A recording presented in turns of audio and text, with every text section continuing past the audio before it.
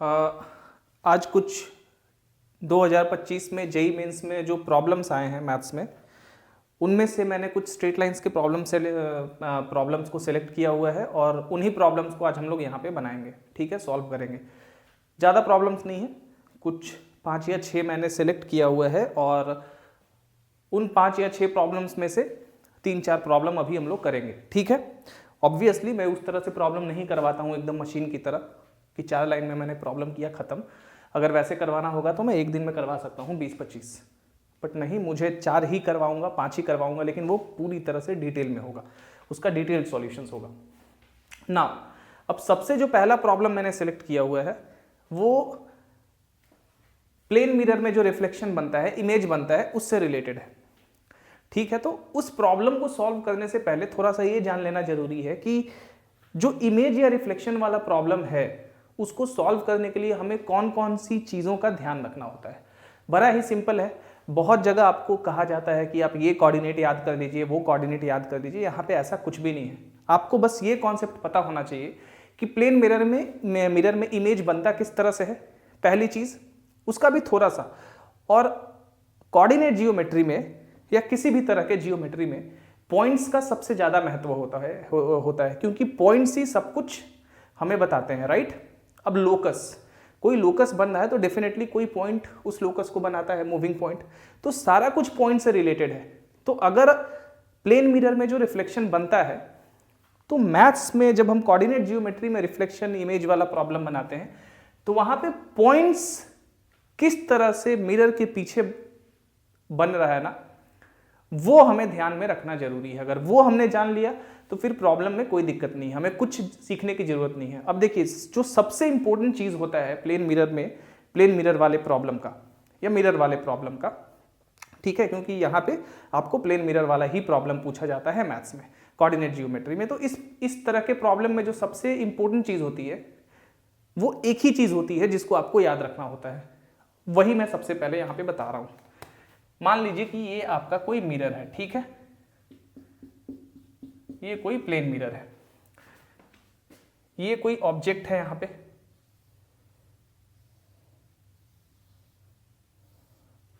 This is some object, इसका image इस mirror के पीछे इधर बनेगा। ठीक है, आपको पता होगा अगर आपने फिजिक्स पढ़ा होगा तो जो प्लेन मिरर में इमेज बनता है उसका शेप और साइज सेम होता है। और सबसे इंपॉर्टेंट चीज, इस ऑब्जेक्ट के किसी भी पॉइंट से अब डेफिनेटली ये जो है ये इसी का मिरर इमेज है यहाँ पे, ठीक है, इसी का कॉपी है। अब इसका ये मतलब है अगर ये पॉइंट, ठीक है, और इसी पॉइंट के कॉरेस्पॉन्डिंग वहां पे जो भी पॉइंट होगा, मान लेते हैं इस पॉइंट का जो कॉरेस्पॉन्डिंग पॉइंट है वो ये है, ठीक है, ये है, तो हमेशा आपको याद रखना होगा कि जब इन दोनों कॉरेस्पॉन्डिंग पॉइंट को हम ज्वाइन करते हैं कभी भी, ठीक है। अब देखिए, सबसे पहले प्लेन मिरर में इमेज कैसे बनता है। यहां पे एक ऑब्जेक्ट है, यहां प्लेन मिरर रखा गया है, definitely it's a straight line, इसको आप एक स्ट्रेट लाइन अज्यूम करिए, ये जो है, ठीक है, मान लेते हैं ये ए और बी है, दिस इज द मिरर।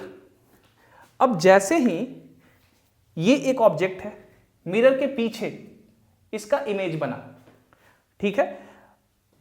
अब सबसे इंपॉर्टेंट चीज कि आपको अभी थोड़ी देर पहले मैंने कहा कि जो डिस्टेंस है, जितना मिरर के आगे इस रियल ऑब्जेक्ट का डिस्टेंस है, मिरर के पीछे वर्चुअल इमेज, प्लेन मिरर में वर्चुअल इमेज बनता है, का भी डिस्टेंस उतना ही होगा जितना यहां इस पॉइंट से इसका है।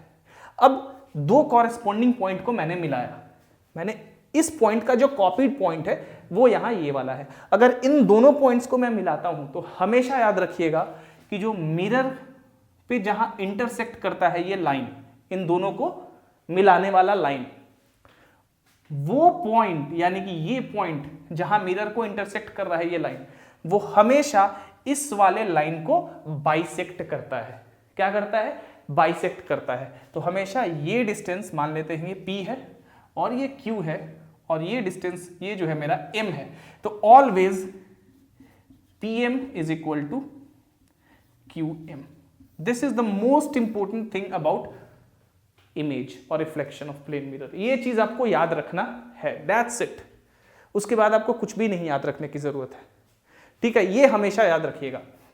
अब रिफ्लेक्शन, अब मान लेते हैं ये हमारा कोऑर्डिनेट सिस्टम है, यहां कोई पॉइंट है 1 और 2, इसका रिफ्लेक्शन डेफिनेटली यहां पे बनेगा और ये इसका मिड पॉइंट होगा, इस लाइन का मिड पॉइंट होगा, क्योंकि ये मेरा मिरर है, इसका रिफ्लेक्शन एक्स एक्सिस की तरफ, इसका रिफ्लेक्शन यहां पे बनेगा और इसका कोऑर्डिनेट क्या होगा हमारा, इसका कोऑर्डिनेट मुझे बताइए क्या होगा, 1 और -2, ठीक है, 1 और -2, इस तरह से देखते हैं। उसी तरह इसका इमेज अगर इस y एक्सिस की तरफ बने तो क्या हम करेंगे, इसका कोऑर्डिनेट क्या होगा, ये तो मिड पॉइंट होगा इस लाइन का और इस पॉइंट का कोऑर्डिनेट क्या होगा हमारा -1 और 2, क्योंकि 2 तो अभी भी पॉजिटिव y के तरफ बन रहा है और -1 यानी कि नेगेटिव x के तरफ डिस्टेंस 1। तो इस तरह से ये चीज होता है, इससे ज्यादा आपको कुछ याद रखने की जरूरत है नहीं, 50 कोऑर्डिनेट याद रखने की जरूरत नहीं है मिरर के क्वेश्चन में। अभी मैं प्रॉब्लम मत बनाऊंगा, बस ये चीज आपको याद रखना चाहिए, ठीक है। जब मिरर में इमेज बनता है किसी रियल ऑब्जेक्ट का तो हमेशा याद रखिएगा कि जो रियल ऑब्जेक्ट और वर्चुअल ऑब्जेक्ट के कॉरिस्पॉन्डिंग पॉइंट को मिलाएंगे, मतलब रियल ऑब्जेक्ट का कोई पॉइंट लिया आपने, उसी का कॉपीड पॉइंट यानी कि उसी का कॉरेस्पॉन्डिंग पॉइंट को अगर आप मिलाने की कोशिश करेंगे, एक वर्चुअली आप अज्यूम करिए, तो ये जो लाइन है ना जो मिलाएगा दोनों पॉइंट को, वो लाइन मिरर पे बाइसेक्ट होता है, जहां मिरर पे वो इंटरसेक्ट करता है वो लाइन, वो पॉइंट इस लाइन को बाइसेक्ट करता है, that is this is equal to this, and this is the main concept behind problems of reflection और इमेज, ठीक है ना, यही आपको याद रखना है। अब देखिए एक प्रॉब्लम लेता हूं जो कि जेईई मेंस में पूछा गया है, मुझे शिफ्ट वगैरह याद नहीं है, मैं वो सब लेके नहीं चलता हूं कि इस शिफ्ट में पूछा गया, उस शिफ्ट में पूछा गया, बस मेंस 2025 के प्रॉब्लम्स हैं, ठीक है। तो अब देखिए प्रॉब्लम्स को कैसे बनाते हैं, ये सब आप समझ गए, ठीक है, ये सब आप समझ गए। अब देखिए इसका भी काम बहुत कम लगता है, अगर आपको ये वाला चीज याद है ना तो फिर किसी चीज की जरूरत ऑलमोस्ट नहीं होती है, बट फिर भी ये तो साफ साफ हमें दिख रहा है ना कि इस तरह से होता है, तो ठीक है। चलिए आगे बढ़ते हैं, ठीक है, चलिए एक प्रॉब्लम बनाते हैं। अब जितना मैंने आपको पढ़ाया है उतना सफिशिएंट है और मिरर का इतना कॉन्सेप्ट काफी है। देखिए क्यों मैं ऐसा कह रहा हूं, चलिए प्रॉब्लम लिखिए, मेरे पास स्मार्ट बोर्ड नहीं है तो मुझे लिखना पड़ेगा problem.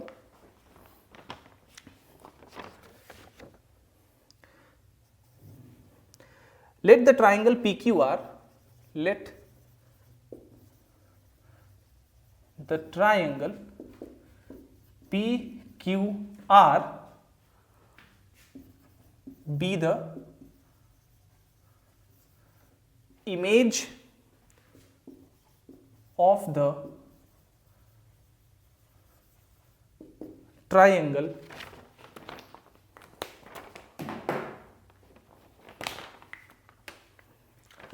triangle with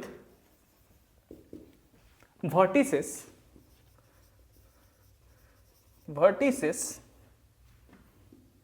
1 3 3 1 and 2 4 1 3 3 1 and 2 4 in the line x plus 2y is equal to 2 if the centroid of triangle PQR, एक minute,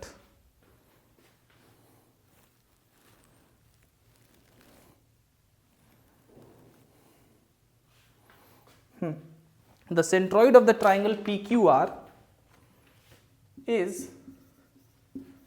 the point alpha beta, then 15 into alpha minus beta is equal to 1, 24, 2, 19, 3, 21 and 4, 22, 24, 19, 21 and 22। ठीक है, question पहले समझिए। ठीक है, mirror वाला question ज्यादा tough नहीं होता है, जितना बताया उतना आपके ध्यान में होना चाहिए। देखिए कैसे बन जाएगा। ये कह रहा है कि let the triangle PQR be the image of the triangle with vertices 1, 3, 3, 1 and 2, 4। जो ट्राइंगल PQR है वो एक मिरर इमेज है एक ऐसे ट्राइंगल का जिसका वर्टिसेस ये तीनों दिया हुआ है। ठीक है, यानी कि रियल ट्राइंगल ये है और ये उसका इमेज है। Okay, in the line x plus 2y is equal to 2, यानी कि ये जो लाइन है यही मिरर का काम कर रहा है। ठीक है, जो मिरर वाला लाइन है वो x plus 2y is equal to 2 है। सो इसी मिरर के पीछे जो है ये ट्राइंगल, ये इमेज बन रहा है। Okay, if the centroid of triangle PQR is the point alpha beta, then 15 into alpha minus beta is what? ठीक है, सबसे पहले हमें मिरर को देखना है, जो मिरर का लाइन है। मिरर से मेरा ये मतलब है। अब देखिए मैं प्रॉब्लम को थोड़ा लंबा डिटेल में बताऊंगा। ठीक है,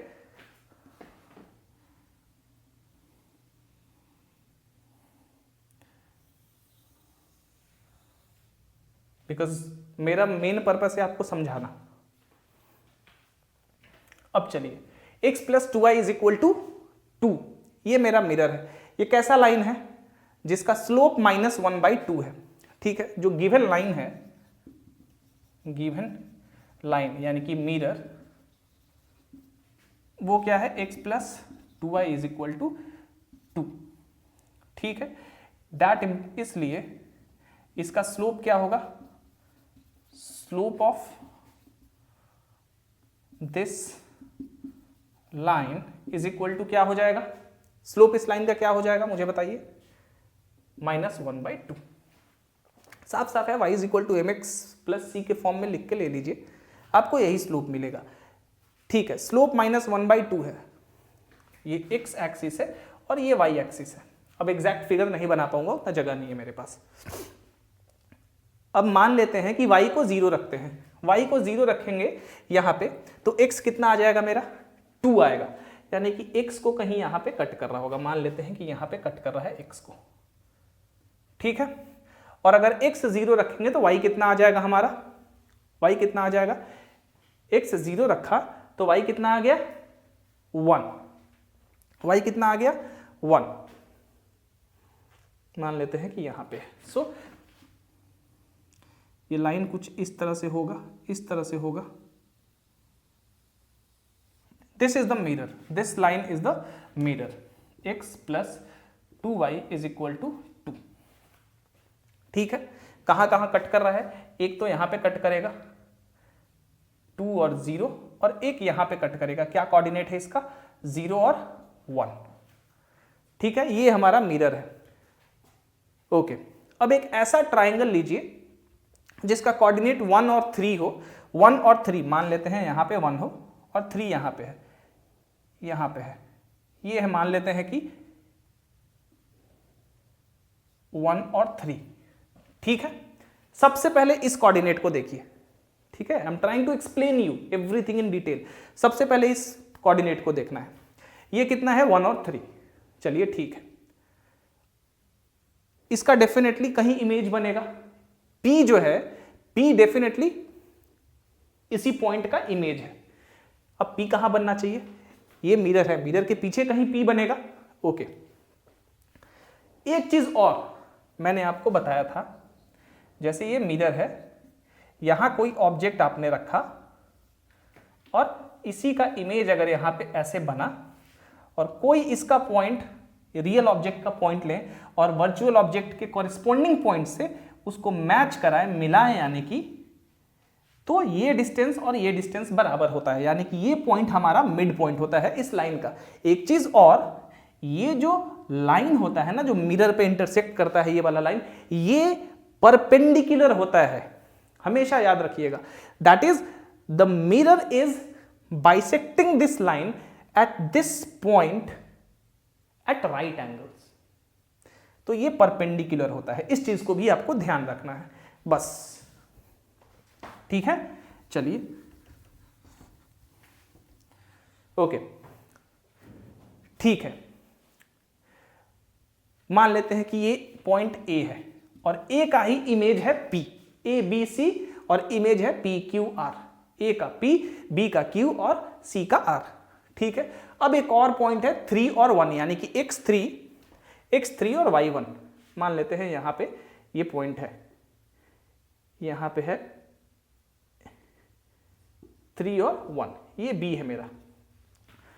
और एक पॉइंट है c 2 और 4, मान लेते हैं कि यहां पे 2 और 4 है।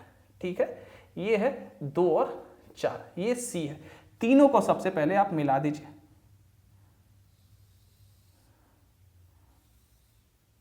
This is the triangle. ठीक है, मिलाने की जरूरत नहीं है, लेकिन आपको थोड़ा सा विजुअलाइज हो जाएगा। अब इतना याद रखिएगा कि ये जो लाइन है ना और ए बी, ये पैरेलल नहीं है। ठीक है, फिगर अब गलती से वैसा बन गया है, प्रिसाइज तो फिगर मैं बना नहीं सकता हूं, तो फिगर इस तरह से बन गया, लग रहा है कि पैरेलल है, बट पैरेलल नहीं है। आप स्लोप देख लीजिए इस लाइन का और इस लाइन का। ओके, चलिए अब सबसे पहले डेफिनेटली हम क्या करते हैं, रियल ऑब्जेक्ट के किसी पॉइंट को लेके जो वर्चुअल इमेज, जो मिरर के पीछे उसका इमेज बनता है, तो कॉरेस्पॉन्डिंग पॉइंट पे एक लाइन खींचते हैं। यहां से अब जो लाइन खींचेंगे वो डेफिनेटली सबसे पहले तो परपेंडिकुलर होगा, क्योंकि ये लाइन P तक जाएगा। कहां तक जाएगा? P तक जाएगा। मान लेते हैं कि यहां तक आया है। ठीक है, यहां तक आया है, मान लेते हैं, सपोज करते हैं कि P यहां पे है। P कहां पे है? यहां पे है। ठीक है, और एक चीज और देखिए, P Q और R, P Q और R। चलिए, यहां से जो लाइन, यहां से जो B से लाइन होगा वो लाइन भी इस पे परपेंडिकुलर होगा, और B से जो लाइन यहां तक जाएगा, मान लेते हैं कि कहीं पे यहां पे मेरा Q है, B का कॉरेस्पॉन्डिंग पॉइंट Q होगा। ठीक है, और C का कॉरेस्पॉन्डिंग पॉइंट मेरा मान लेते हैं कि यहां पे है, ये है। अभी ये पॉइंट मैंने नहीं निकाला, अभी ऐसे ही मैं लिख रहा हूं यहां पे R। ठीक है, C का R। एक चीज यहां ध्यान देने वाली है कि ये तीनों जो लाइन है ये भाई इस मिरर पे परपेंडिकुलर होंगे, इस मिरर पे परपेंडिकुलर है। अब आपको पता है कि अगर एक स्ट्रेट लाइन है और उसी स्ट्रेट लाइन में कितना भी आप परपेंडिकुलर खींच दें, तो ये जितने भी परपेंडिकुलर हैं ये सारे के सारे एक दूसरे के साथ पैरेलल होते हैं। प्लेन जियोमेट्री में थ्योरम है ये। ठीक है, अगर एक ही लाइन पे आप परपेंडिकुलर खींच रहे हैं ढेर सारा, तो वो सारे के सारे परपेंडिकुलर पैरेलल होते हैं। ओके, चलिए, दैट मीन्स ये लाइन और ये लाइन एक दूसरे के पैरेलल है। क्या है? पैरेलल है। और सबसे इंपॉर्टेंट चीज कि ये जो लाइंस है सारे तीनों के तीनों, ये इस मिरर पे परपेंडिकुलर है। दैट मीन्स इस लाइन पे परपेंडिकुलर है।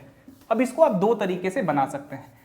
ठीक है, दो तरीका है। मान लीजिए सबसे पहले हमें क्या करना होगा, अगर हमें ये पॉइंट ऑफ इंटरसेक्शन मिल जाए, ये मान लीजिए L1, ये L2 और ये L3, मतलब L1 is the point of intersection of the mirror, that is the line x plus 2y is equal to 2 and AP. Similarly, L2 is the point of intersection of the line CR and the mirror x plus 2y is equal to 2 and BQ, L3 is the point of intersection of the line BQ and the mirror x plus 2y is equal to 2. ठीक है, चलिए, तीनों के तीनों parallel है। सबसे पहले हम क्या करते हैं कि अब पॉइंट ऑफ इंटरसेक्शन तो हमें निकालना है। पॉइंट ऑफ इंटरसेक्शन कैसे निकालेंगे? पॉइंट ऑफ इंटरसेक्शन हम क्या करेंगे कि भाई ये मिरर का तो इक्वेशन दिया हुआ है, अगर इसका पहले हमें मिल जाए, इस वाले का इक्वेशन यानी कि AP का, अगर AP का इक्वेशन मिल जाए तो हम क्या करेंगे, पॉइंट ऑफ इंटरसेक्शन बड़ी आसानी से निकाल लेंगे। इस इक्वेशन को और AP वाले इक्वेशन को x और y के लिए सॉल्व करेंगे। x और y जो वैल्यू आएगा वही L1 का कोऑर्डिनेट हो जाएगा। ठीक है, चलिए देखते हैं। सबसे पहले देखते हैं कि L1 के तरफ ध्यान देते हैं। सबसे पहले आपको, अब जैसा मैंने कहा, दो तरीका है।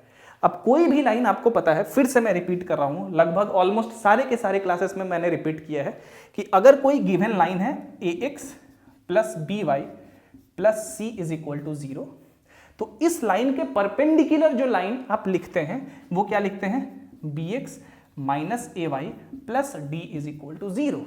क्यों? क्योंकि इन दोनों का जब स्लोप का प्रोडक्ट आप देखिएगा तो वो आएगा -1, और आपको पता है कि जब दो स्ट्रेट लाइंस परपेंडिकुलर होते हैं, जब दो स्ट्रेट लाइंस परपेंडिकुलर होते हैं तो दोनों के स्लोप का प्रोडक्ट कितना होता है, -1 होता है। तो ये दोनों एक दूसरे के साथ परपेंडिकुलर होते हैं, बस ये कांस्टेंट अलग हो जाएगा। तो ये लाइन इस वाले लाइन के परपेंडिकुलर है। एक तो इस तरह से हम इक्वेशन लिख सकते हैं उसका, ठीक है। एक और तरीका है, क्या तरीका है वो, आप क्या करेंगे, आपको इस लाइन का स्लोप तो पता है कि -1/2 है, ठीक है। तो ये जो परपेंडिकुलर लाइन है AP, इसका स्लोप कितना हो जाएगा, मान लेते हैं AP का प्रोडक्ट है M1 इनटू जो गिवन लाइन है यानी कि मिरर है उसका स्लोप है -1/2 इज इक्वल टू -1, क्योंकि दोनों परपेंडिकुलर हैं तो M1 का स्लोप हो जाएगा 1, हो जाएगा ना। यानी कि इसका स्लोप भी 1, और चूंकि ये लाइन और ये लाइन इसी के पैरेलल है तो इसका स्लोप भी 1 और इसका स्लोप भी 1। अब एक तो ये मेथड हो गया। इस मेथड से क्या करेंगे, मान लीजिए आपको AP का इक्वेशन चाहिए, तो AP जो है इस वाले पॉइंट से होके पास कर रहा है, तो AP का क्या इक्वेशन हो जाएगा, y - 3 is equal to, AP का स्लोप कितना आया है हमारा, AP का स्लोप कितना आया है, माफ करिएगा 2, AP का स्लोप कितना आया है 2 इंटू x माइनस x1 यानी कि 1। AP का इक्वेशन आपको मिल गया ना, ठीक है। एक तो ये तरीका है, लेकिन मैं इसी तरीका से इस वाले तरीके से बनाता हूं, ठीक है। मैंने बता दिया क्योंकि आप ये भी तरीका अप्लाई कर सकते हैं। चलिए सबसे पहले क्या करते हैं कि any line perpendicular to the mirror, any line, थोड़ा सा गीला हो गया है, एनी लाइन, क्वेश्चन को समझिए पहले, ठीक है, क्वेश्चन को समझना जरूरी है। Perpendicular, any line perpendicular to the given line या मिरर, ठीक है, मिरर क्या हो जाएगा, इज मिरर का क्या इक्वेशन है, ध्यान दीजिए, y और x का कोफिशिएंट चेंज करके एक का साइन, y और x का कोफिशिएंट को इंटरचेंज कर देंगे और दोनों में से किसी एक का साइन चेंज कर देंगे। तो y का कोफिशिएंट 2 है, वो आ जाएगा x पे, और x का कोफिशिएंट 1 है, उसका साइन कर देते हैं -1 और y के साथ उसको मल्टीप्लाई कर देते हैं, और plus c, where c is a constant. So ये एक ऐसे लाइन का इक्वेशन हो गया, ये एक वैसे लाइन का इक्वेशन हो गया जो कि परपेंडिकुलर है किस पे, मिरर पे। सो मान लेते हैं कि इक्वेशन 2, सबसे पहले हमें L1 चाहिए, तो हम क्या करते हैं, इक्वेशन टू AP इज क्या हो जाएगा, 2x minus y plus c को यहां C1 मान लेते हैं, AP के लिए C1 मान लेंगे, CR के लिए C2 कर लेंगे, और माफ करिएगा BQ के लिए C2 कर लेंगे, और CR के लिए C3 कर लेंगे, ठीक है। बात वही है जानबूझ के, क्योंकि एक ही, अब ये मैंने क्या लिखा है, ये कोई भी लाइन का इक्वेशन जो कि परपेंडिकुलर है किस पे, मिरर पे। अब ये मैं AP के लिए कर रहा हूं, इक्वेशन टू AP इज इतना इज इक्वल टू 0, ठीक है। अब आपको लग रहा हो कि भाई C1 कैसे फाइंड करें, कुछ नहीं करना है आपको C1 फाइंड करने के लिए। ये जो लाइन है ये किससे पास कर रहा है, हम AP के लिए देख रहे हैं, ये AP का इक्वेशन है, और ये लाइन AP किस पॉइंट से होके पास कर रहा है, थोड़ा देखिए, 1 और 2 से, वो माफ करिएगा 1 और 3 से, यानी कि 2 into 1 minus 3 plus C1 is equal to 0। ठीक है ना, कोई दिक्कत नहीं है। That means C1 is equal to 1। C1 कितना आ गया? C1 कितना आ गया? 1। इसलिए इक्वेशन 2 AP इज, अब कितना आ गया एग्जैक्टली 2x माइनस वाई और C1 की जगह प्लस 1 इज इक्वल टू 0। कोई दिक्कत नहीं है ना। 2 इंटू एक्स के जगह 1 माइनस y के जगह 3 plus C1 is equal to 0। C1 यहां से 1 आ गया और इक्वेशन 2 AP इज कितना आ गया? इतना आ गया। ठीक है, अब हमें L1 चाहिए। L1 कैसे निकालेंगे? कुछ नहीं करना है भाई, गिवन लाइन का इक्वेशन कितना है, हमें किस किस लाइन का पॉइंट ऑफ इंटरसेक्शन चाहिए? अभी AP का, हमें L1 का कोऑर्डिनेट चाहिए ना, और L1 क्या है? AP का, और ये जो मिरर है यानी कि ये जो लाइन है given x plus 2y is equal to 2, इसका पॉइंट ऑफ, इन दोनों का पॉइंट ऑफ इंटरसेक्शन है L1। तो L1 कैसे फाइंड करेंगे? L1 कैसे फाइंड करेंगे? पॉइंट ऑफ इंटरसेक्शन है भाई, गिवन इक्वेशन, इस लाइन का इक्वेशन क्या है?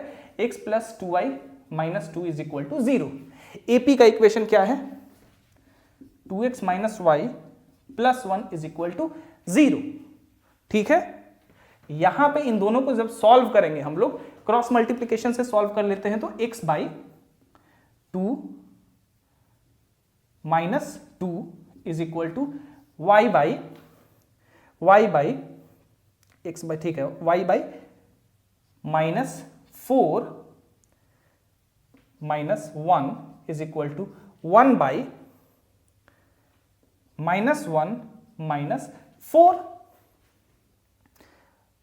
ठीक है, माइनस 1 माइनस 4, ये तो थोड़ा सा मुझे लग रहा है, x बाई 2 माइनस 2, ठीक है, 2 माइनस 2, ठीक है, y बाई माइनस 4 और माइनस 1, ये भी ठीक है, और 1 बाई माइनस 1 माइनस 4।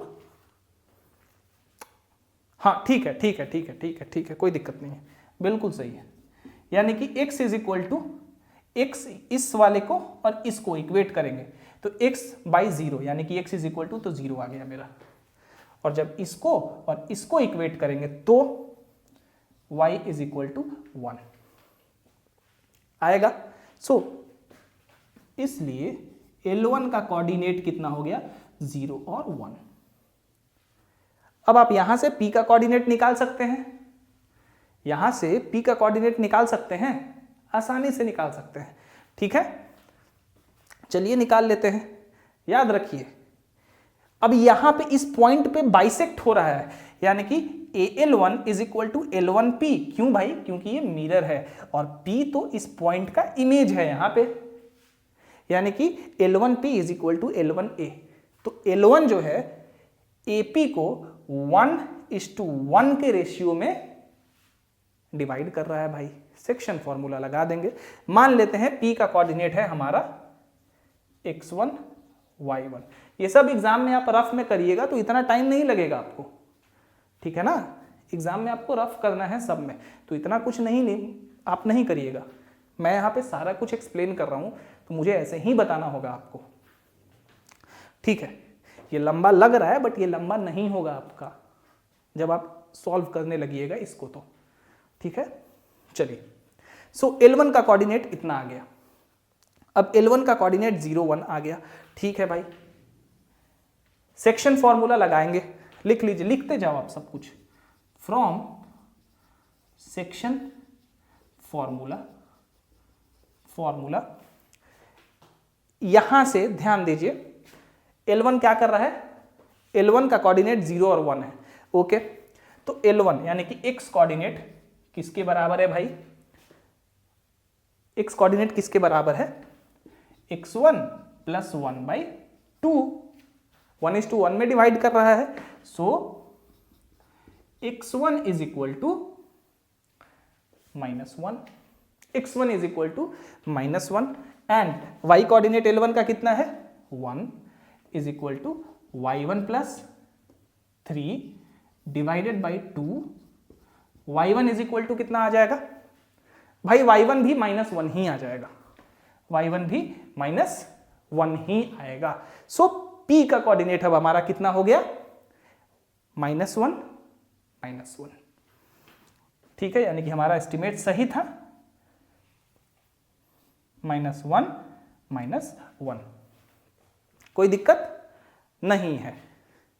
ठीक है, अब चूंकि मैंने x1 y1 माना था तो आप इसको इस तरह से लिख लीजिए, इसलिए x1 y1 यानी कि p का कोऑर्डिनेट कितना हो गया, -1 -1।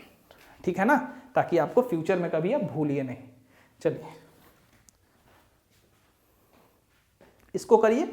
इसी तरह हमें L2 का कोऑर्डिनेट निकालना है, इसी तरह हमें L2 का कोऑर्डिनेट निकालना है, और इसी तरह L3 का कोऑर्डिनेट निकालना है। आपको पता है इसको L2 रखना है और इसको L3 रखिए।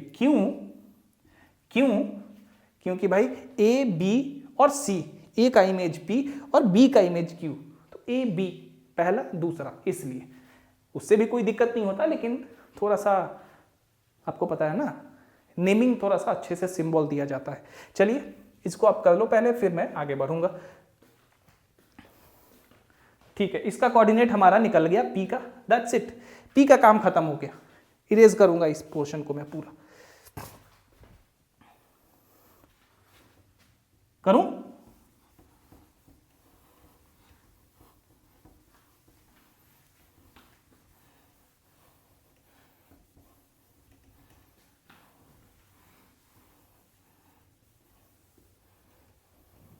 चलिए मान लेते हैं कि R का कोऑर्डिनेट x2, माफ करिएगा, Q का कोऑर्डिनेट x2 और y3 है।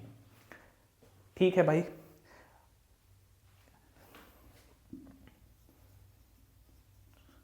Equation to B Q is, यही इक्वेशन होगा, बस C के जगह कांस्टेंट थोड़ा दूसरा लगा दूंगा अच्छा दिखने के लिए, plus C2 is equal to 0। उसमें C1 लिया था, इसमें AP में, तो BQ में मैं C2 ले रहा हूं। ठीक है, इसलिए 2 इंटू ये लाइन यानी कि BQ किस पॉइंट से होके पास कर रहा है, 3 और 1 से भाई, तो x के जगह 3 माइनस y के जगह 1 plus C2 is equal to 0, that implies C2 is equal to -5। इसलिए इक्वेशन क्या हो गया हमारा, BQ का C2 के जगह वैल्यू रख दीजिए 2x minus y minus 5 is equal to 0। ठीक है भाई, गिवन इक्वेशन क्या है हमारा, गिवन इक्वेशन है x plus 2y minus 2 is equal to 0, यानी कि मिरर का हमें L2 का कोऑर्डिनेट चाहिए, यानी कि point of intersection of the mirror, यानी कि गिवन लाइन एंड BQ का इक्वेशन हमारा आ गया 2x minus y minus 5 is equal to 0। Cross multiplication यहां भी कर देते हैं, तो x बाई माइनस 10 माइनस 2, कोई दिक्कत, 5 टू जा 10 and 2, y by minus 4 plus 5, 1 by minus 1 minus 4, इसलिए x is equal to -12 by -5, यानी कि 12/5। कितना आ गया, 12/5। ठीक है भाई, 12/5 and y is equal to -1/5। इसको इसके बराबर करेंगे तो 12/5 आएगा, जब इसको इसके बराबर करेंगे तो -1/5 आएगा। सो Q का कोऑर्डिनेट कितना आ गया, एकदम सही हमने किया है, x पॉजिटिव और y नेगेटिव, x पॉजिटिव और y नेगेटिव, इसी क्वाड्रेंट में Q होगा। क्या कोऑर्डिनेट है, 12/5, 2 पॉइंट समथिंग है, तो थोड़ा सा और इसको इधर कर देते हैं। ठीक है, चलिए उतना प्रिसाइज तो हम नहीं बना रहे हैं, मान लेते हैं यहाँ पे।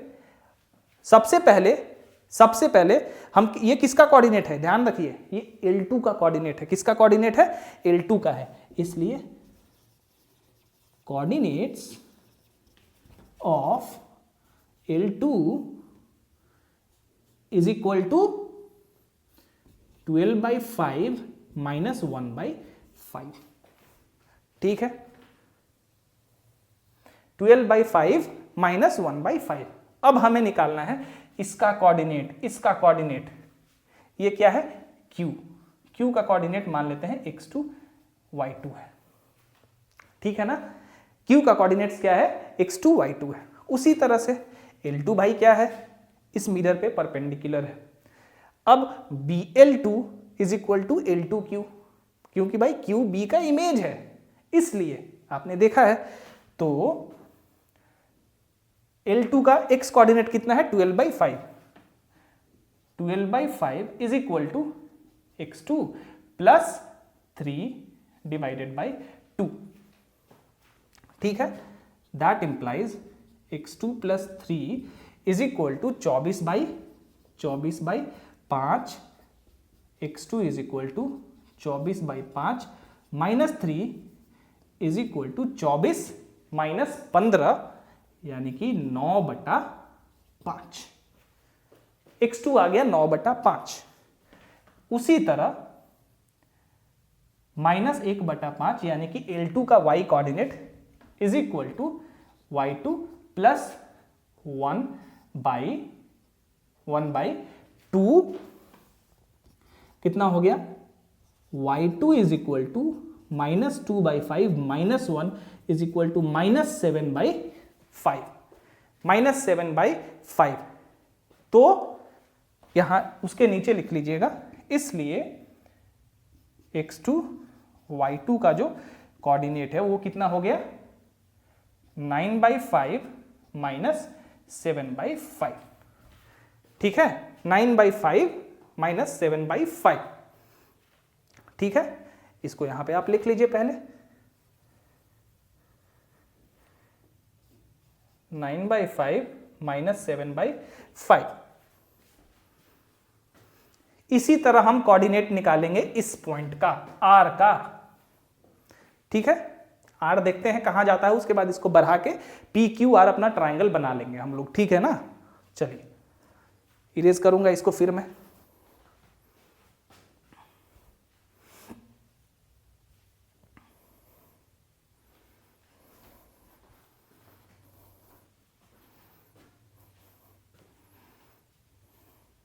चलिए करता हूं, कोऑर्डिनेट आ गया मेरा, Q का कोऑर्डिनेट आ गया, तो सब काम खत्म। 9/5 minus 7/5।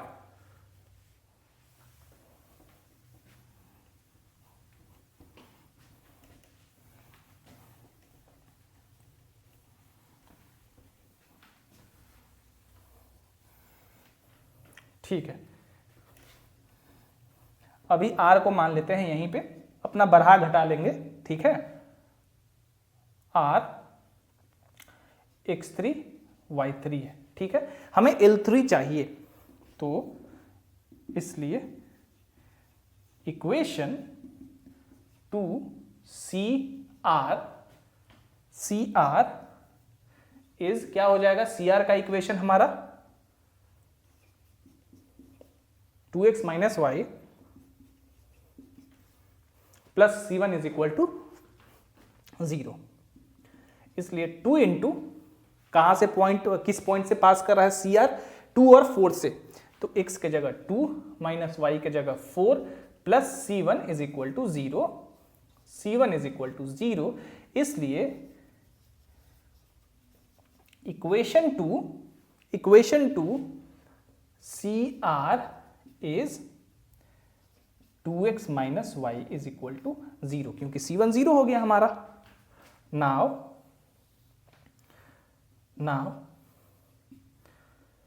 Given equation x plus 2y minus 2 is equal to 0, ये equation 2x minus Y is equal to 0। Cross multiply कर देते हैं फिर से, x by minus 2, x by minus 2 is equal to y by minus 4। ठीक है, is equal to 1 by -1 - 4। ठीक है ना, एक बार और मैच करा लेते हैं हम लोग। x बाई 0 और -2, ठीक है, तो -2 is equal to y by -4 और -0, ठीक है, इज इक्वल टू 1 बाई -1 - 4, ठीक है। So x is equal to कितना आ गया आपका 2/5 and y is equal to आपका आ गया 4/5, ठीक है। x 2/5 और y 4/5, तो आपका L3 का कोऑर्डिनेट कितना हो गया? L3 का कोऑर्डिनेट हो गया 2/5 4/5, ठीक है भाई। चलिए अब हमें r का कोऑर्डिनेट निकालना है। किसका? r का। कुछ नहीं करना, ये लाइन देखिए। अब ये जो डिस्टेंस है CL3 इज इक्वल टू, ये r थोड़ा और लंबा होगा, ठीक है, हम बाद में लंबा कर देंगे इसको। अभी ये याद रखिए कि CL3 is equal to L3R, ये दोनों बराबर है, ठीक है, ये दोनों बराबर है। चलिए, क्यों बराबर है ये आपको पता है, मिरर के इमेज के वजह से। ओके, L3 का कोऑर्डिनेट कितना है? 2/5 x कोऑर्डिनेट, तो 2/5 is equal to x3 plus 2 divided by 2, x3 plus 2 is equal to 4/5, x3 is equal to 4/5 minus 2, x3 is equal to 4 minus 10, that is -6/5। x3 कितना आ गया? -6/5, ठीक है भाई, x3 -6/5 आ गया, हम समझ गए। चलिए भाई, ऑल्सो y3 हम निकालते हैं सबसे पहले, तो क्या आ जाएगा? 4/5 y कोऑर्डिनेट L3 का is equal to y3 plus 4/2, that implies, दिख रहा है ना आपको? दिख रहा है ना सब कुछ? हाँ दिख रहा है, दिखना चाहिए, ठीक है, यहां पे दिख रहा है ना? हाँ ठीक है। y3 इज इक्वल टू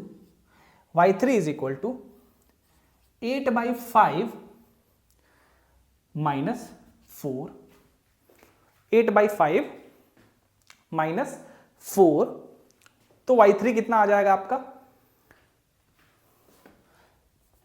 इसलिए y3 इज इक्वल टू 40 में से 8 गया तो -32/5 -32/5।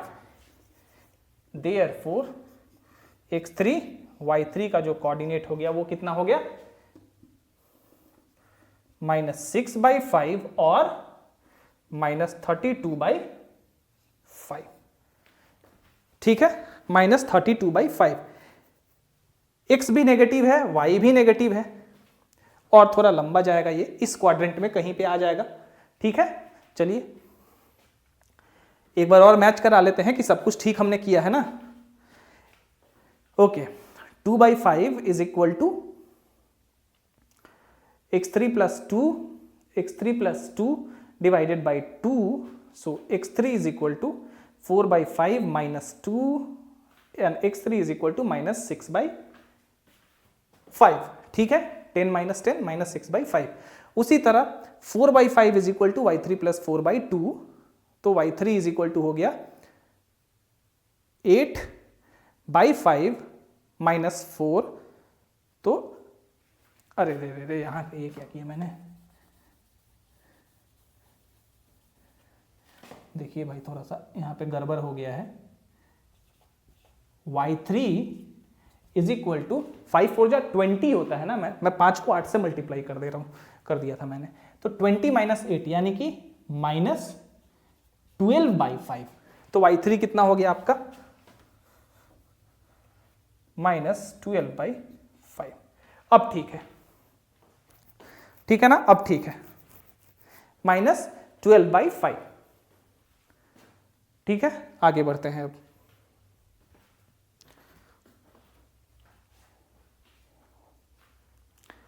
ओके, चलिए इरेज कर दूं। तो x3 y3 का भी कोऑर्डिनेट हमने निकाल लिया। ये है इसका कोऑर्डिनेट -6/5 और -12/5। इसको इरेज कर दीजिए, इसका भी काम हमारा खत्म हो गया सब कुछ।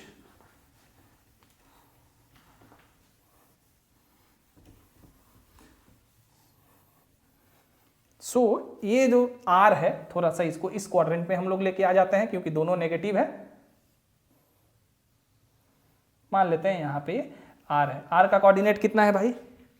-6/5 -12/5।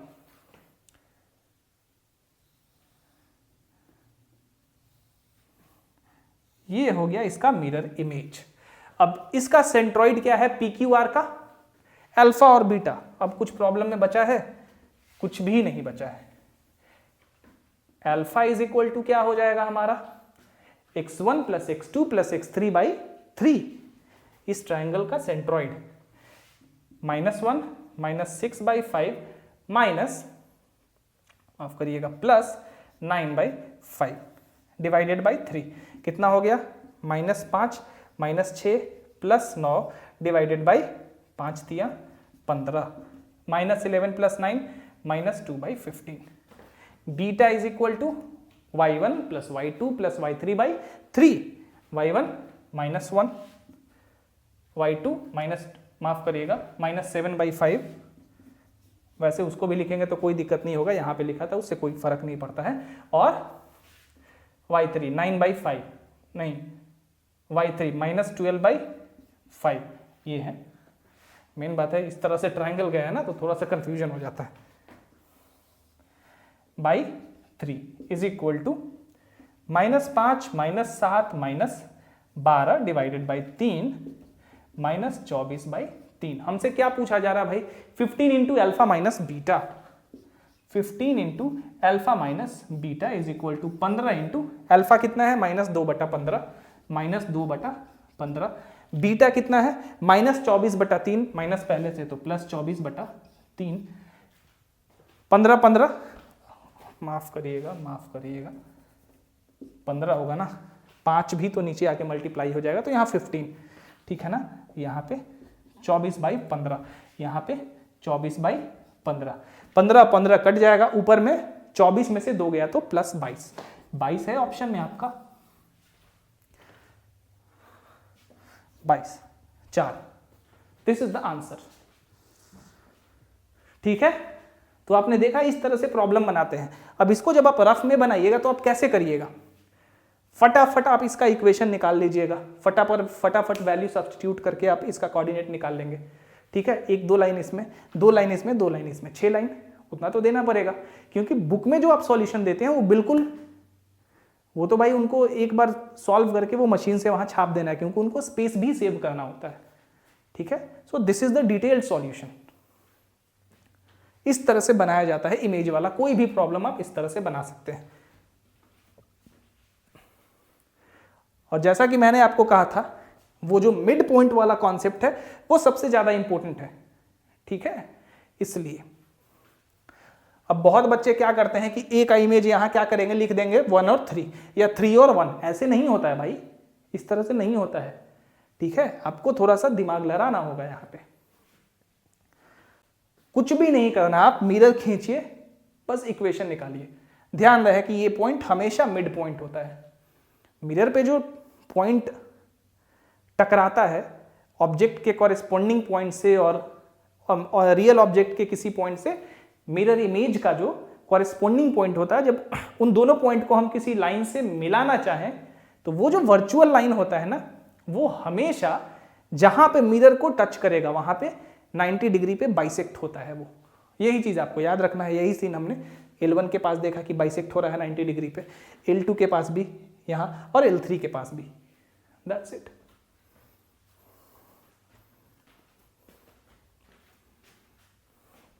ये प्रॉब्लम था, आई होप आपको समझ में आया हो। तो इस तरह से हम इमेज वाला प्रॉब्लम बनाते हैं। आई थिंक मैंने बहुत टाइम लिया है इसी प्रॉब्लम में। और ज़रूरी भी है लेना। Sometimes it is very important to take time to solve these kinds of problems. अब ये प्रॉब्लम आप अच्छे से बना लिया आपने, अब आपसे मिरर वाला प्रॉब्लम नहीं छूटेगा। ठीक है, चलिए एक और मिरर वाला प्रॉब्लम बनाते हैं, वो भी मेंस 2025 में ही आया हुआ है।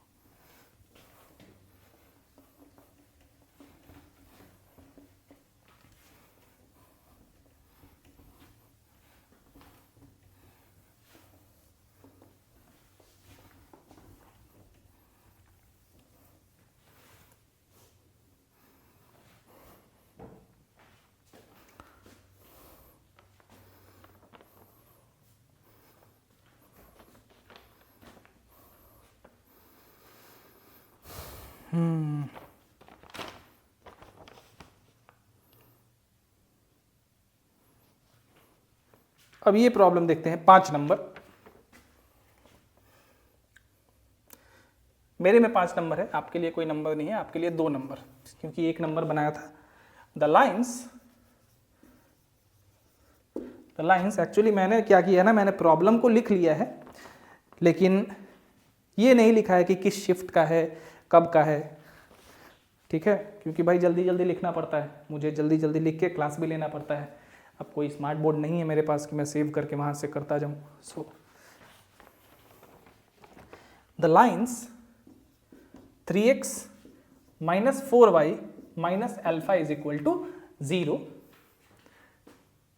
8x minus 11y minus 33 is equal to 0, and 2x minus 3y plus lambda is equal to 0. Be concurrent. Be concurrent. Concurrent मतलब तीनों लाइन एक ही पॉइंट पे इंटरसेक्ट कर रहे हैं। ठीक है भाई, लाइंस का इक्वेशन मैच करा लूँ एक बार। 3x minus 4y minus alpha is equal to 0, 8x minus 11y minus 33 is equal to 0, and 2x minus 3y plus lambda is equal to 0. Be concurrent if the image of the point, if the image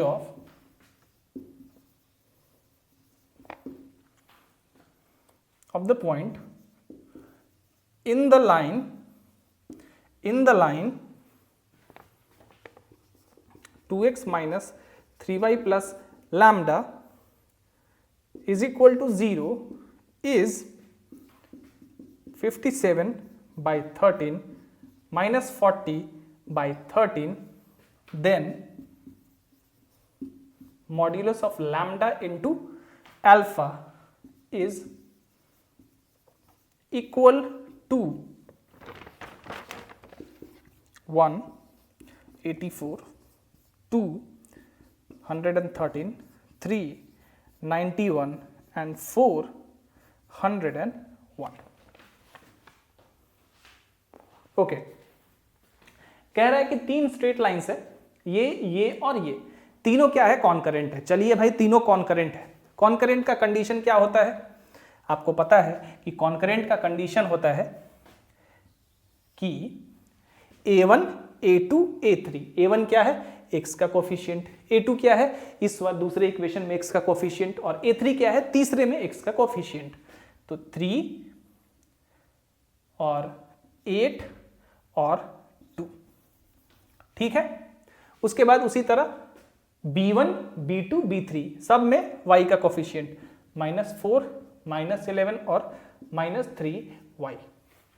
उसके बाद c1, c2, c3 minus alpha -33 और फिर lambda is equal to 0, यही होता है। चलिए भाई, 3 into -11 lambda -99y ठीक है, प्लस 4 इंटू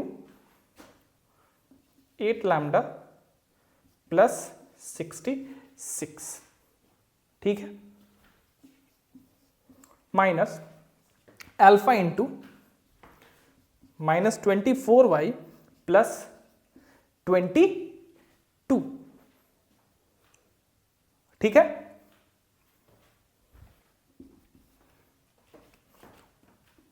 ओके, चलिए भाई, यहां से हो जाएगा माइनस 33 लैम्डा माइनस 297 y, यहां से हो जाएगा प्लस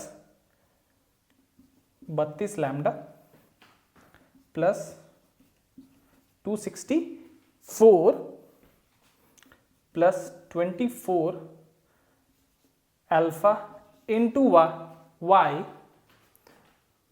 ठीक है ना। यहाँ पे ओहो देखिए, यहाँ पे मैंने वाई सब्स्टिट्यूट कर दिया है, क्या बताऊं मैं, कह रहा हूं ये वाई कोफिशिएंट कहाँ से भाई मैंने खींच दिया यहाँ पे, लग रहा है कि मुझे नींद आ रहा है। चलिए कोई नहीं, ओके, कोफिशिएंट है ना सिर्फ a1 a2 a3 b1 b2 b3 c1 c2 c3, okay भाई। 3 इंटू इसको और इसको बंद करेंगे, कितना हो जाएगा, एक बार पहले मैं मिला लूं, 3 8 2, ठीक है, -4 -11 -3, ये भी ठीक है, minus alpha -33 and plus lambda. अब ठीक है, 3 into -99 plus 4 into 8 lambda plus 66 minus alpha into -24 plus 22 is equal to 0, -33 lambda minus 297 plus 32 lambda plus 264 -2 plus 2 alpha is equal to 0, ठीक है। इसको थोड़ा सॉल्व कर लें हम लोग, तो कितना हो जाएगा हमारा 32 और यहाँ पे यानी कि माइनस लैम्डा, और ये हो जाएगा प्लस 2 अल्फा, 264 माइनस 297 यानी कि -33, 7 में से 4 गया तो 3, 9 में से 6 गया तो 3, ठीक है, is equal to 0, that means 2 alpha minus lambda is equal to 33, मान लेते हैं ये 1, ठीक है। आपका एक चीज आ गया, 2 alpha minus lambda is equal to 33, ठीक है, इसमें कोई दिक्कत नहीं होने वाली है आपको। इरेज करता हूं इसको,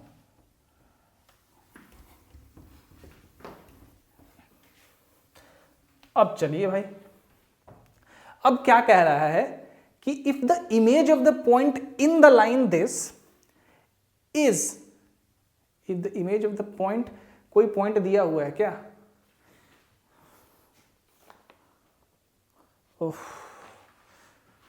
मैंने क्वेश्चन जो है ना, मुझे आ रही है नींद, मुझे ऐसा लग रहा है।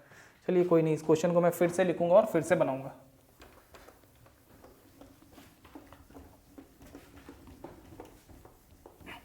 ठीक है,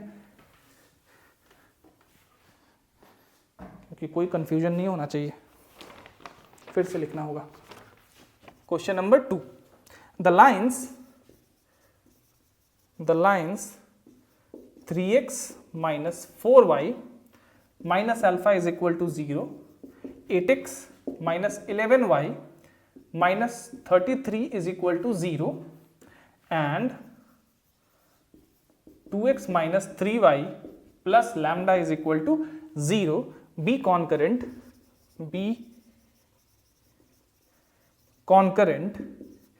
if the image of the point 1 2, if the image of the point 1 2 in the line in the line 2x minus 3y plus lambda is equal to 0 is 57 13 minus 40 13, then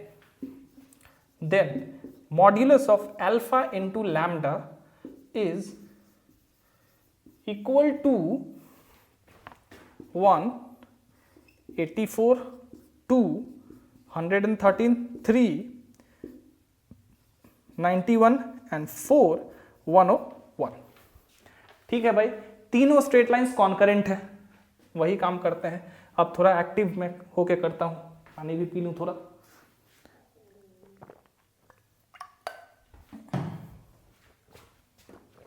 चलिए 3, 8, 2 कितना हो गया? 3, 8, 2, उसके बाद -4, -11 और -3, उसके बाद माइनस अल्फा, -33 और plus lambda is equal to 0, 3 into -11 lambda, -11 lambda -99, फिर +4 into 8 lambda +66 minus alpha into -24 +22 is equal to 0। यहां से क्या आ जाएगा? -33 लैम्डा -297 +32 लैम्डा +264 और +2 alpha is equal to 0। Minus minus plus हो जाएगा। ओके, 33 में से 32 गया तो माइनस लैम्डा और 2 अल्फा यहां पे है, इसको 2 अल्फा कर दीजिए, 2 अल्फा। 297 में से 264 गया, -33 उधर कर देते हैं तो 33। So 2 alpha minus lambda is equal to 33। Okay, 2 alpha minus lambda is equal to 33। अब क्या कह रहा है आपसे कि इस पॉइंट का जो इमेज है 1 2 का, इस लाइन पे वो भाई इतना है, देन अल्फा इंटू लेमडा कितना होगा? बड़ा ही आसान सा प्रॉब्लम है, ठीक है ना। ये आ गया आपका, थोड़ा सा फिगर से आपको बता दूं मैं, इसका काम खत्म हो गया। चलिए कोऑर्डिनेट सिस्टम थोड़ा बना लेते हैं, चाहे सिर्फ लाइन बनाते हैं। लाइन हमारा क्या है? 2x minus 3y is equal to lambda.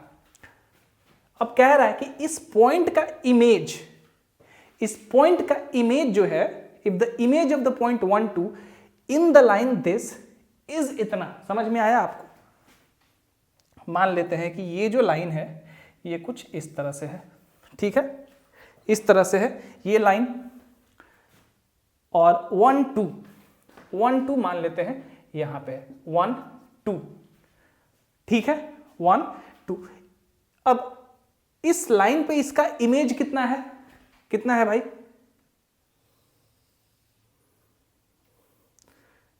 57/13 और -40/13, यही इमेज है इसका, यही इमेज है। अगर हम पॉइंट ऑफ इंटरसेक्शन यहां का निकाल लें तो उससे कुछ फायदा होगा हमें? बिल्कुल होगा भाई। पॉइंट ऑफ इंटरसेक्शन अगर निकाल लेंगे, और इस लाइन का इक्वेशन तो यहां पे दिया हुआ है, तो जो भी पॉइंट ऑफ इंटरसेक्शन आएगा वो इस लाइन पे ही लाई करेगा। दैट मीन्स इस लाइन का जो इक्वेशन होगा, उस इक्वेशन पे ये जो कोऑर्डिनेट्स होंगे वो सेटिस्फाई करेंगे। हो गया काम खत्म। मान लेते हैं कि कोऑर्डिनेट x1 y1 है इस पॉइंट का, ये जो पॉइंट ऑफ इंटरसेक्शन है, तो क्या हो जाएगा भाई हमारा? x1 इज इक्वल टू, अब आपको तो याद है चूंकि ये इमेज बन रहा है तो ये डिस्टेंस और ये डिस्टेंस बराबर, यानी कि ये जो पॉइंट है ये इसको और इसको, यानी कि इस पूरे लाइन को मतलब 1:1 में डिवाइड कर रहा है भाई, बाइसेक्ट कर रहा है ना इस पॉइंट पे। तो x1 is equal to 1 plus 57/13 divided by कितना? डिवाइडेड बाई कितना? 2। 13 और 57 कितना हो गया? 70/13। 26, सही है ना, 70/26 35, और ये कितना हो गया 13, यानी कि 35/13। y1 कितना हो गया -40/13 प्लस 2 डिवाइडेड बाई कितना हो गया भाई 2, सो -40 प्लस 26 डिवाइडेड बाई कितना 26 -14/26 7, और ये 13 -7/13। सो x1 आ गया 35/13 और y1 आ गया -7/13। दैट मीन्स x1 y1 इस लाइन पे ही लाई कर रहे हैं, है कि नहीं है, साफ साफ हमें दिख रहा है। तो ये लाइन क्या है 2 इंटू x1, x के जगह x1 सब्सटीट्यूट करेंगे तो 35/13 माइनस 3 इंटू y के जगह रखेंगे 7/13, तो प्लस हो जाएगा यहाँ 7/13, कोई दिक्कत नहीं, plus lambda is equal to 0। कितना हो गया भाई 70 plus 21 plus lambda is equal to plus 13 lambda is equal to 0, और lambda is equal to -91/13, lambda is equal to -91/13। Good, अब लैम्डा इज इक्वल टू हो गया -19/13, ठीक है भाई। 2 अल्फा माइनस लैम्डा कितना है plus minus 91/13 is equal to 33, 26 lambda plus 91 is equal to 33 into 13, alpha is equal to कितना हो जाएगा, अल्फा इज इक्वल टू होगा 39 50 39 40 41 42, यानी कि 429 होगा ना, minus 91 divided by 26, 421 minus 91 divided by 26। चलिए भाई 8 2 3/26, ठीक है। कितनी बार में कटेगा 13 बार में कटेगा, कट जाएगा कि नहीं कट जाएगा, 26 और 7, 12 में से 9 गया तो, अरे 3 होगा ना, 12 में से 9 गया तो यहाँ 3 बचेगा ना, हो गया, कट गया, 26 से ये 13 बार में कट जाएगा, हाँ। तो अल्फा कितना हो गया 13, अल्फा कितना हो गया 13, इसलिए हमें निकालना क्या है alpha into lambda is equal to, alpha कितना हो गया -91 माफ करिएगा 13 इंटू, अब ये माइनस नहीं लेना है क्योंकि मॉड्यूलस के अंदर है, प्लस ही लेके खत्म करिए कहानी, 91 इंटू 13, ये कट गया, बचा 91, so 91 is equal to answer, modulus है ना इसलिए 3 इज द आंसर। देखा आपने, इमेज का क्वेश्चन कुछ नहीं होता है, आसान होता है, और ज्यादा आप कोऑर्डिनेट्स याद मत करिए, ज्यादा कोऑर्डिनेट्स जो है इधर उधर याद नहीं करना है आपको, ठीक है, क्योंकि ज्यादा कोऑर्डिनेट्स आप याद करेंगे तो फिर आपको दिक्कत होगी। ये कोऑर्डिनेट याद कर लेते हैं, किताब बुक में आपको बहुत ज्यादा दिमाग आपका खराब करेगा बुक, बस एक कॉन्सेप्ट याद रखना है आपको, यही वाला कि किस तरह से जो मिरर, जो लाइन, वो जिस लाइन की मैं बात कर रहा हूं, जो कि किसी रियल ऑब्जेक्ट के पॉइंट को उसी के इमेज के कॉरेस्पॉन्डिंग ऑब्जेक्ट पे ज्वाइन करता है, तो वो लाइन जहां मिरर को इंटरसेक्ट करते हुए जाता है वहां पे वो बाइसेक्ट होता है 90 डिग्री पे, दैट्स इट, ठीक है। अब समझ में आया नींद क्यों लग रहा है, 2 बज रहे हैं इसीलिए, ठीक है, 2 बज रहा है सुबह का तो नींद तो लगेगा ही, ठीक है। अब इससे ज़्यादा आज मैं नहीं करवा सकूँगा, दैट्स इट। आई होप आपको अच्छा लगेगा ये क्लास और आप सब कुछ समझ पाए होंगे, क्योंकि मैंने तो अपने तरफ से इसमें पूरी जान डाली है कि आपको सब कुछ समझ में आए, ठीक है। अब मेरा पर्पस ये नहीं है कि मैं मशीन की तरह आपको 50 प्रॉब्लम बताऊँ, 20 प्रॉब्लम बताऊँ, मैं 4 प्रॉब्लम ही बताऊँगा, 5 ही प्रॉब्लम बताऊँगा, लेकिन उसको पूरे डिटेल में बताऊँगा मैं, ठीक है, जिससे कि आगे उस तरह के प्रॉब्लम में आपको कहीं भी दिक्कत ना हो। तो I hope you liked it. अभी और भी बहुत सारे प्रॉब्लम्स हैं मेंस के 2025। और मेंस के प्रॉब्लम जैसा मैंने कहा है ईजी होते हैं, टफ नहीं होते हैं, आपको कॉन्सेप्ट पता होना चाहिए। और एडवांस के भी जो प्रॉब्लम्स आपसे पूछे जाएंगे ना, तो आपको कॉन्सेप्ट पता होगा तो आप प्रॉब्लम कर लेंगे, ठीक है। अब डेफिनेटली स्पीड आपकी तभी बढ़ेगी जब आप प्रैक्टिस करते रहेंगे, ठीक है। अब ये कॉन्सेप्ट मुझे पता है, अगर मुझे रफ में बनाना हो तो मुझे कितना समय लगेगा इस प्रॉब्लम को बनाने में? बहुत जल्दी बन जाएगा, क्योंकि मैं इतना आपको समझाने के लिए कुछ लिखूंगा नहीं, मुझे पता है क्या करना है। तो वही प्रैक्टिस वही करवाता है आपसे, ठीक है। आपका स्पीड जो है अपने आप इंक्रीज कर देता है, ठीक है। तो प्रॉब्लम को आप आराम से बनाइए, एकदम मस्त होके, कोई दिक्कत नहीं है। धीरे धीरे पहले शुरू करिए बनाना, प्रॉब्लम विल बी सॉल्व्ड, ठीक है। Just try to capture the concepts in your mind, ठीक है। पढ़िए सारा कॉन्सेप्ट, मैंने सारे लेक्चर्स को करवाए हुए हैं एकदम डिटेल में। अगर आपने कभी नहीं देखा है कोऑर्डिनेट जियोमेट्री, तो मैंने उस लेवल से करवाया है कि एकदम आप शुरू से कर सकें, बिगिन कर सके, आप स्टार्ट कर सके coordinate geometry. So it's up to you. Thank you and see you tomorrow.